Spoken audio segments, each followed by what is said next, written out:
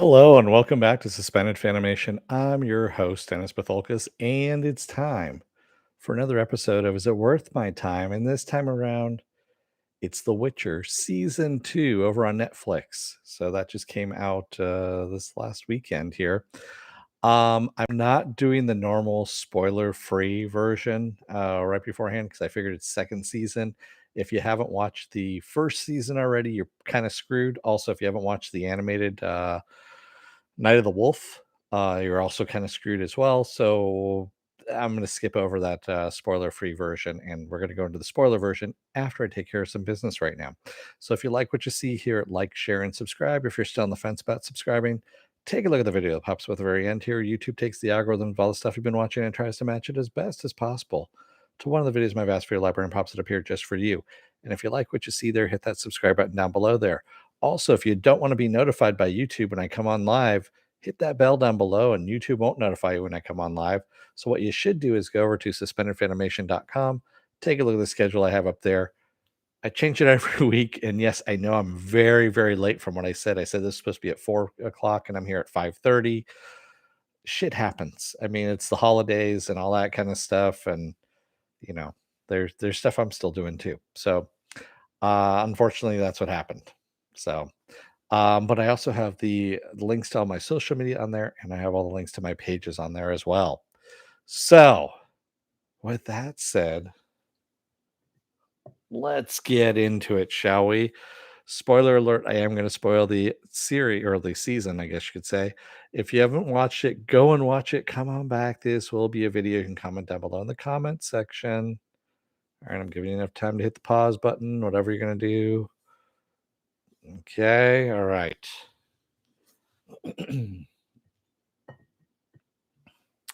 So, of course, if you saw the first season of this, um, you know how it ended. The first season ended with the Law of Surprise, where surprise, Geralt ends up with a girl, a baby girl, Ciri, who happens to have some magical abilities. We saw her take down one of the spires, and with her just a scream, all that kind of stuff.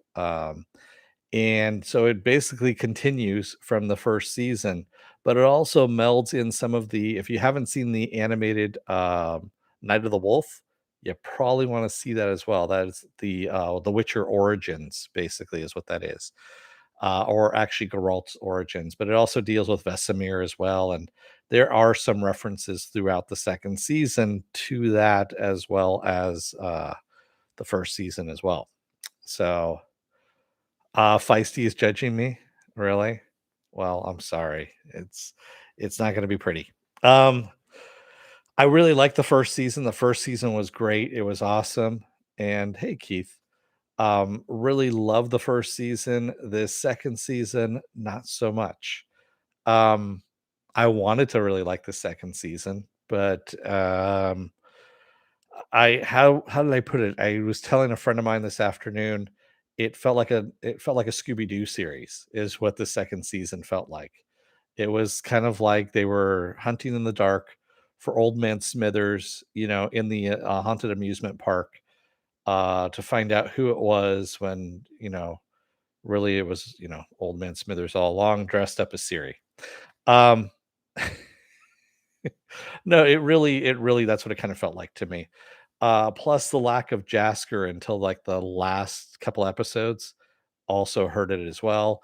And then trying to redeem Yennefer as making her yes, I understand she was under some incredibly difficult choices that she made, and that's what kind of painted her as a villain in the first season. But they are trying to now make her into a hero, if you will, or an anti-hero, whatever you want to call it. And uh, I don't know. I kind of like her better when she was a little more bloodthirsty, to tell you the truth. And yeah, I really wasn't. Yes, I love that there were no fucking time jumps. I'll say that, Raymond. Um, that was one of the things that was a blessing, quite honestly, in this season was we didn't have the multiple timelines going on, so that we had to figure out where we were within the series. So that was actually a blessing. But the rest of it was just kind of meh, quite honestly. I mean, we get a little bit more at Care Morhen, which is the Witcher stronghold, which I thought was kind of interesting. You get to see what the aftermath is from the Night of the Wolf, um, and you get to see more of Vesemir and talking about elder blood, that they need elder blood to make more Witchers, which we now know that Ciri has elder blood in her, and she can make more Witchers or more Witcher sauce in order to make, the secret sauce that makes Witchers Witchers is what we've got. So we've got that going for us. Um, and then of course we had the whole Voleth Mare, who is Baba Yaga essentially. This is the other thing that this season does is they were taking a lot of old stories. Like the first episode is Beauty and the Beast, obviously. Um, Um, Mare is Baba Yaga in a way, but kind of twisted a little bit, which I dug the twist on it, where she's basically taking people's pain to power herself up, and that she's actually part of another world. So there was the whole conjunction that they were talking about in the first season. They explain a little bit more about the conjunction in the second season, that it might actually be worlds colliding is what this was, and so that these creatures came from other worlds, and we actually get to see the other one of the other worlds where Voleth Mare is from, and we see the wild hunt going on, which we've also heard about as well in the first season. And at the end of this series, basically, Ciri is being marked by demons.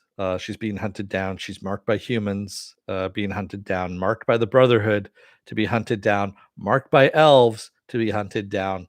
And of course, the Witchers themselves, Vesemir still wants her blood in order to make more Witchers.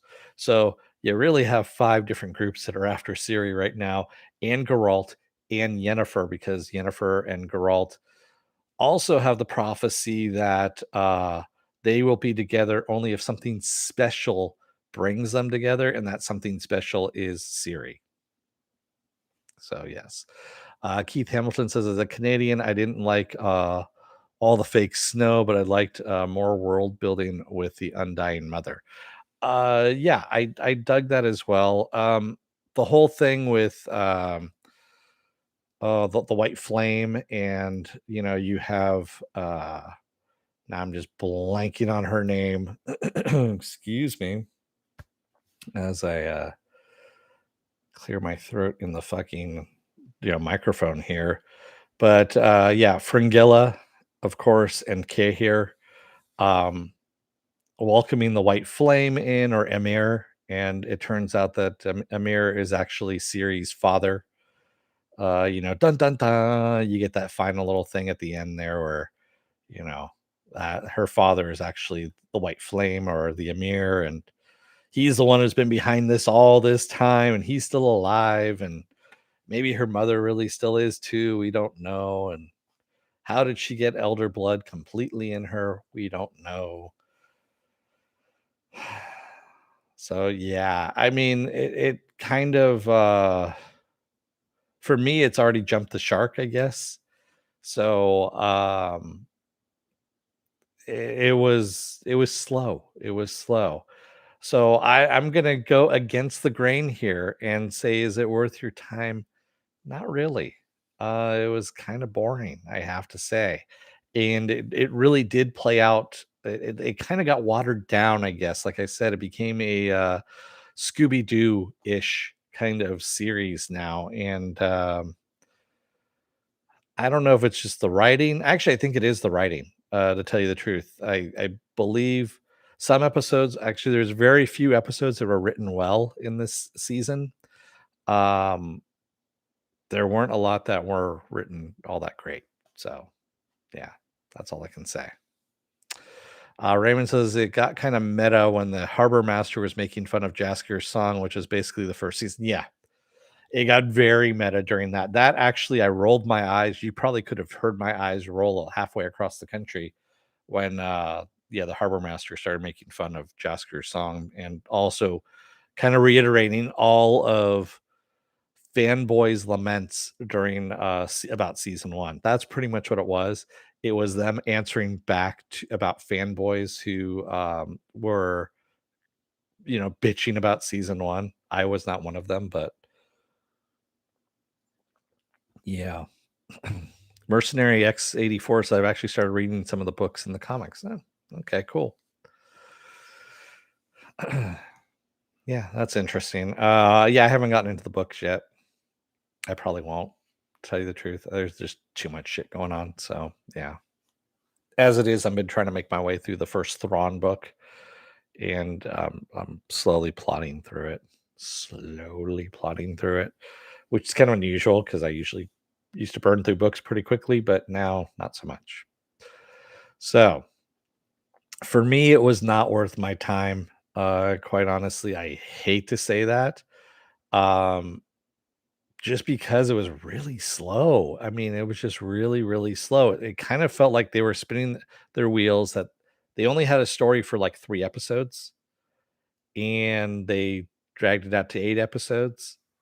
And again, I keep talking about this all the time, is that Netflix has the perfect amount of episode ratio, I guess you could say, but shows need to use those episodes wisely in order to tell story. They can't just spin their wheels on these stories. They need to have something fleshed out so it doesn't feel like it's being padded out like this one did. This one just felt padded out where they just kept going over ground over and over again.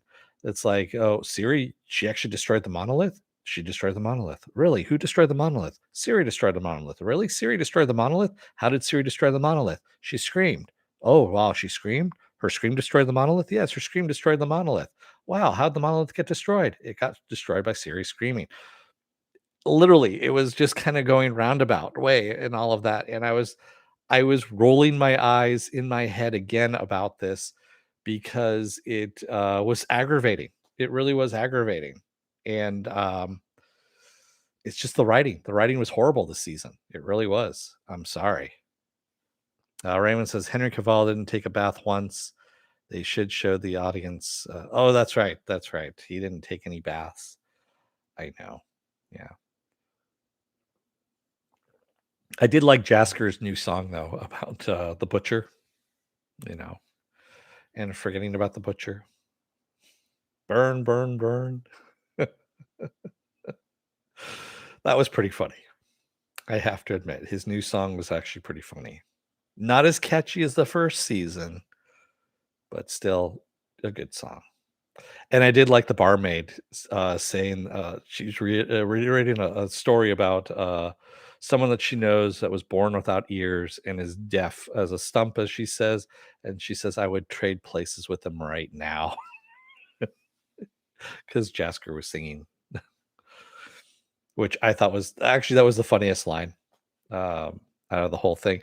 Her roundabout way of just saying that she wished she was deaf so she wouldn't have to listen to Jasker singing.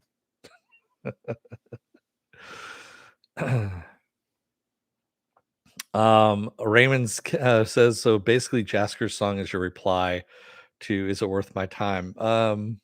Possibly, I guess you could say. Although I wasn't a jilted lover, obviously, there was a lot of reading into that too with Jasker's. He was, as he said, he was brokenhearted by what Geralt had done to him. So yeah, there was a lot of things that weren't said in that little portion of it, shall we say. So yeah, his song was more jilted lover or, brokenhearted lover versus losing a friendship. Not even losing a friendship. It's just basically that Geralt had left him up on a mountain by himself. So it wasn't that he was just kind of blowing him off. It's he had shit to do.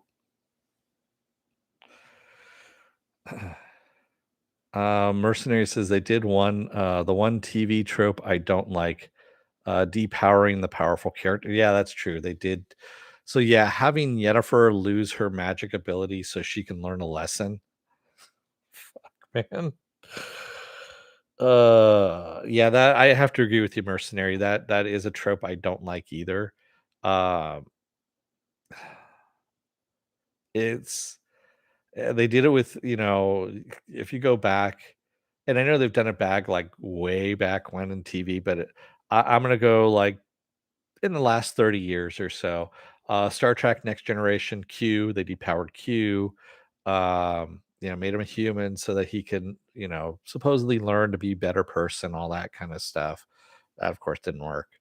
Um, and they've done it with other characters too as you go through sci-fi. It is a sci-fi trope. You take a strong, powerful character, you depower them so they can learn some humility. It's part of the whole Judeo-Christian trope kind of thing. And then, of course, you repower them and they get their powers back and they learn to be a better human because of it, or a better person. And everyone lives happily ever all, after, and blowjobs and ponies for everyone. So Raymond says that's a ubiquitous. I can't say that word. I'm sorry. Obviously, plot device. Yes. Good God, my mouth just doesn't want to say that word at all. It's a hackneyed plot device. There we go. I can say hackneyed. It's the same thing. So yeah, I'm gonna say this was not worth your time. There's some interesting stuff in there here and there, but it's so few and far in between. I literally fell asleep during 5 episodes near the end. I actually had to go back and rewatch like the last 10 minutes of like the first 4 episodes. And then I believe episode 7, I had to rewatch the end of that too, because I kept falling asleep during I don't know what it was. It just, well, I do know what it was. It was the writing. The writing was bad and it put me to sleep. So, and then having Baba Yaga, giving them all, the 3 women, different tasks, and basically so that they can, promote more agony onto other people in the world to power Baba Yaga. That's what I'm calling her, is Baba Yaga. I know her name's Valeth Mare, but fuck it. That's what it is. It's Baba Yaga. What's up with the pyromancer? They introduced him late. I don't know, Raymond. Yeah, that's the other thing too, is the pyromancer. I don't remember him from the first season, so um your guess is as good as mine. I know that you're not supposed to use fire, is what they say. Fire is part of the dark magic. It consumes your soul, but supposedly he can control it and not have it consume his soul. So obviously, he's going to be some kind of otherworldly character that we find out about in maybe the 3rd season, because it's getting a 3rd season.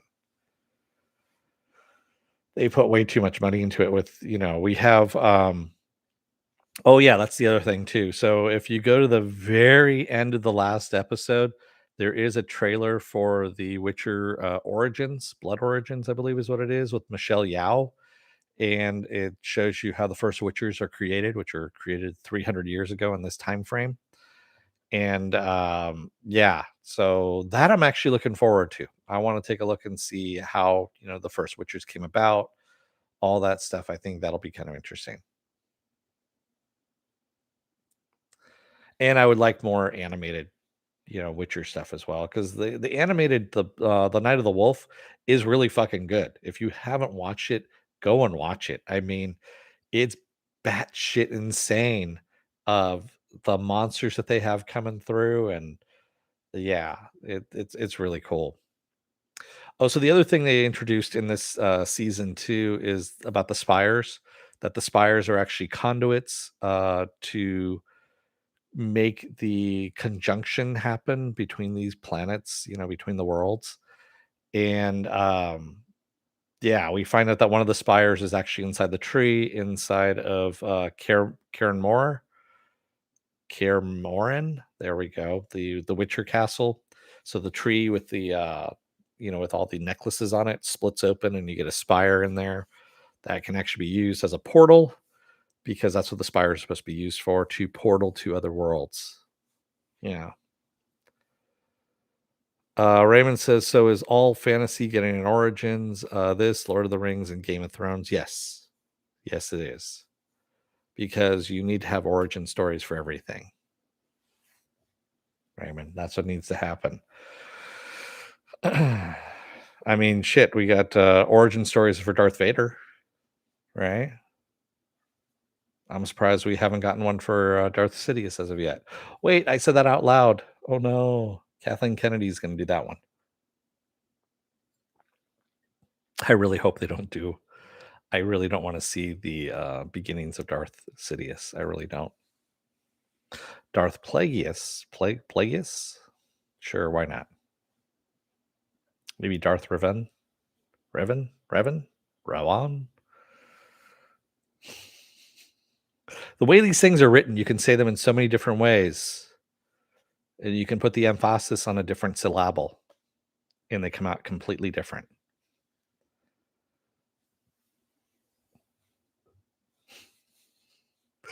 So, with that said, what else do I have going on the rest of this week?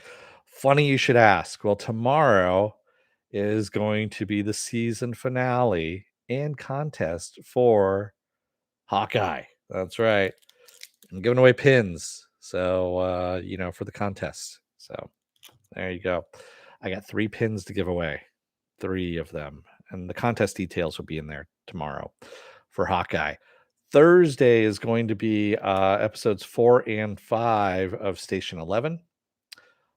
Friday is a doubleheader. It's the season finale of The Wheel of Time for season 1, and then The Expanse, episode 3, I think is what I'm on. Yeah, episode 3.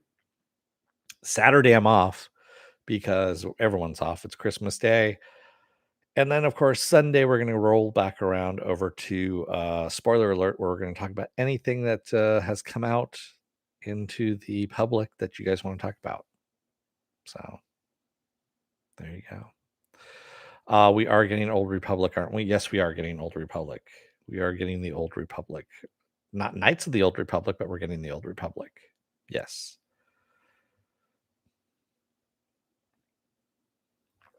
Plus, they've been, for the last year, they've been pushing that, what is it? The Golden Era, or I don't know, whatever happened 300 years before the Battle of Yavin, that whole series that they've been pushing. When is my Matrix review? It'll be next week, Raymond. I usually give people the weekend to take a look at it, and then I'll come back in. Tim Bach. Sorry if I murder your name. That's what I do. I murder names here. Have you seen the finale promo for Wheel of Time? I have not.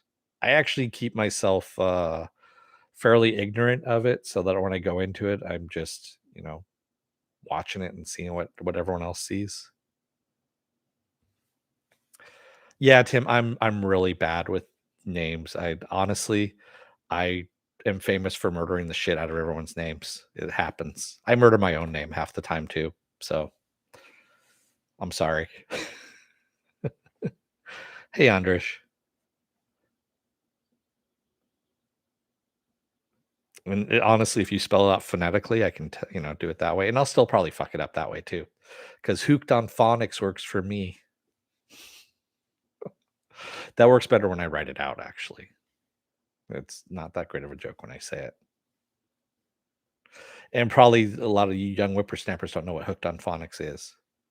It's just us old farts that remember it from the TV from when we were kids.